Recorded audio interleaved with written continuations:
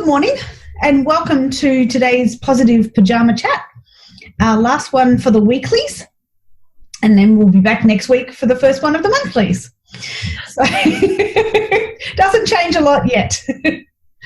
But welcome, big welcome to everybody who's here. It's lovely to have this space to share with you again in our positive pyjama chat. So we have been focusing for the last couple of months on happiness and talking about the idea that life is 10% what happens to us and actually 90% how we react to it. So we actually have quite a bit of control and we are in charge of how we think about the world and how we process what is going on around us so that we can remain happy, positive, productive, excited about life and moving forward through it. We have been talking about a few different topics in how to stay focused, stay happy, especially in as we're coming through the lockdown now, but it was really tough for a lot of people in lockdown and a lot of our life roles took a big turnaround. There was less face-to-face interactions with work colleagues, with family who we don't actually live with. It's been really interesting. But these are the roles in my life. So you can see my hubby there on the left, my fabulous stepkids at the top in the middle, and my two fur babies, Toffee and Caramel, on the right. Andrew and I are also carers for international students, and the monkeys there are representing my niece and nephew, Eric and Bettina, who I love to death but can't show you a photo of. Career-wise, I'm a massage therapist, another role in my life, and of course, I'm running Blossoming Me with my business partner and sister, Alexis. So we do a lot of collaboration, obviously, together, but also with other practitioners, other professionals, clients where we can, and all of that.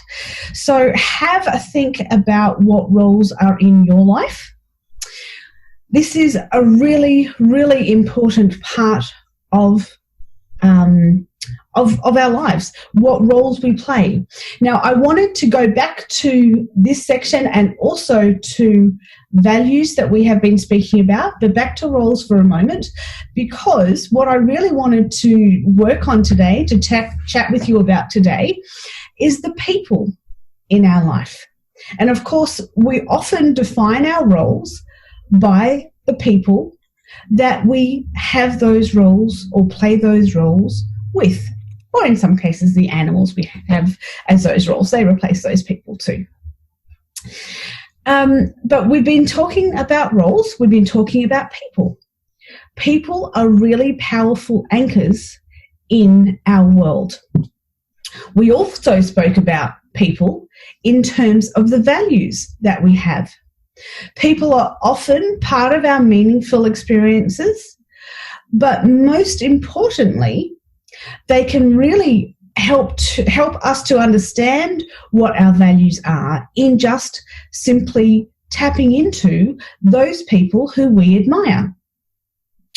When we think about those people that we admire, whether they are in books, in movies, in real life, any of those roles can be really, really potent, really, really powerful in how we think about our world. And they bring to the forefront and really show us what is important to us, what our core values actually are, by simply tapping into the people who we consider are amazing people. I mean, I'm talking, yes, about people like Gandhi and Mandela, who I've mentioned before, but even people like our parents, people like neighbours who demonstrate to us and for us different strengths and core values that we don't even necessarily recognise are important to us until we see them in other people. It's much easier to see them in other people than ourselves. When I was young, I had a really switched on mum who advised us that she was good in some areas and not so good in other areas, and to go and search for people who represented these values that were important to us, find people who are good in those areas, who have strengths themselves in those areas. Yes, we can look at her in some areas that she's really switched on in. Details are a fantastic thing that she is brilliant at. I'm not so good at, but Mum is brilliant in details. But there are other areas that we can choose to focus on in where a person that we know of or know directly is good at. And we can choose to spend time with them. We can choose to really tap into their strengths and strengthen those values in us by focusing on them, whether it's in our imagination even or in real life. I wanted to put to you this concept by Tim Ferriss, and he's not the only one who's talked about it. I mean, before I come over here, have a think about your own parents when you were growing up. If you have children or if you are surrounded by children, have a think about the peer pressure and that happens in the world of your child. What children or what people are they associating with? Because, as Tim says, we are the average of the 5 people we associate with most. So the people around us matter. Do not underestimate the effects of your pessimistic, unambitious, or disorganized friends. If someone isn't making you stronger, they're actually making you weaker. Have you ever wondered or worried about the kids or people that your kids are associating with? A lot of us don't actually put it into words, but there's this gut instinct that tells us, oh, I need to be careful. This person, I'm not sure I want them hanging around my child. Why? Because of this. Now, Tim goes on further than this concept of just noticing the 5 people. He talks about leveraging the power of peer pressure. He actually talks about intentionally choosing who those 5 people are.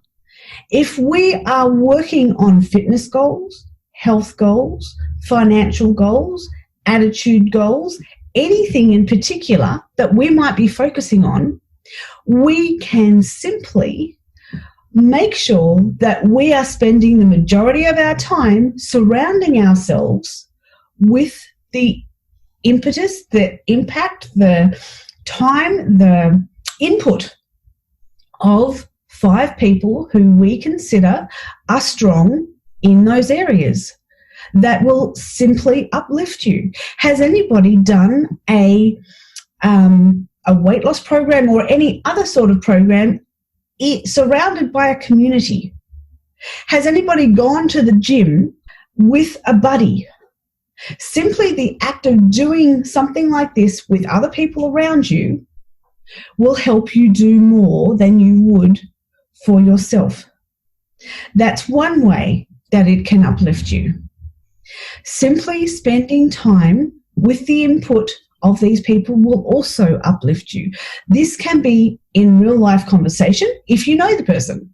It can also be listening to podcasts or other recordings, CDs and that, of people that you admire, of people who have the strengths that you are wanting to bring into your life, habits that you might want to empower yourself with. If you listen to podcasts and CDs, if you read books written by people like this, it will always uplift you. The antithesis of this was demonstrated to me in a talk I once went to. Nancy was talking about this concept using the stage. What she said was, you can imagine somebody going up on the stage, standing there, and a young, well, they'd have to be tall enough to reach you, but a young teenager could pull you down with their pinky finger. But it's going to take a big, strong, muscly grown-up if you're standing on the ground and wanting to go up to the stage. Please nod if that makes sense. So imagining somebody can pull you down with their pinky finger from that stage. but have to yank you up with all their might if you're trying to get up. Does that visualization make sense? Sort of. All I'm saying is that it's much easier to pull people down than it is to lift people up. Yep. So watching who those 5 people are that are in our lives is a really important thing to just monitor, just be aware of. But having people in our lives is absolutely vital.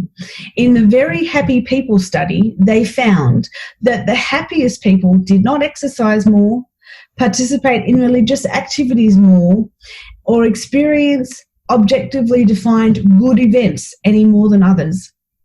No variable was sufficient for happiness, but good social relations. The power of our relationships is so vital. It makes such a difference in our world to have good, strong, happy, uplifting relations with people that in this study, the happiest people were those with good social relations. Back nearly 20 years ago, but that was a big study that was done. And as Earl Nightingale, who is one of the really early authors of the personal development movement, as Earl says, you can predict a person's future and his bank balance if you know 2 things: what he reads and the people that he associates with. Such is the power of these associations, whether face-to-face or in books or other media. It is that vital that we are conscious and deliberate about who we spend our time with. Because, as we've said before, what we do today can improve all of our tomorrows. So thank you for joining us for our Positive Pyjama Chat today. It's great to have you here.